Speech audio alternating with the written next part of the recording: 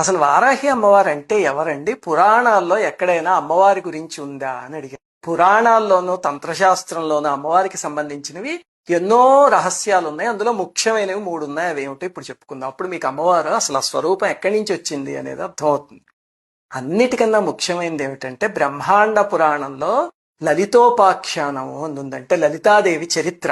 మనం లలితా సహస్రనామంలో చదువుకునేది ఆ అమ్మవారి చరిత్రే కదా. ఆ అమ్మవారు భండాసురుడు అనే రాక్షసుణ్ణి నాశనం చేయడానికి ఆవిర్భవించారు. అమ్మలందరికీ మూలపుటమ్మ. అయితే దేవతలందరూ అమ్మ మేము కూడా మీకు సహకరిస్తాము అంటే, నాయన మీరు సహకరించలేరు, మీరెవరూ చేయలేరు ఈ పని, నేను నాలోంచే ఒక సృష్టిని ప్రారంభిస్తాను అని చెప్పి అమ్మవారు తనలోంచి ఒక సృష్టిని చేశారు.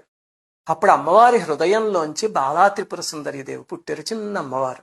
అమ్మవారి బుద్ధిశక్తి నుంచి శ్యామలాదేవి పుట్టారు. అమ్మవారికి, లలితమ్మవారికి నేను అనే ప్రజ్ఞ ఉంటుంది కదా, అహం అని. మనందరం కూడా నేను నేను అంటూ ఉంటాం. అలాగే అమ్మవారి యొక్క అహం అనే ప్రజ్ఞ నుంచి వారాహి అమ్మవారు పుట్టారు. అప్పుడు వారాహి అమ్మవారికి కిరిచక్ర రథాన్ని ఇచ్చారు.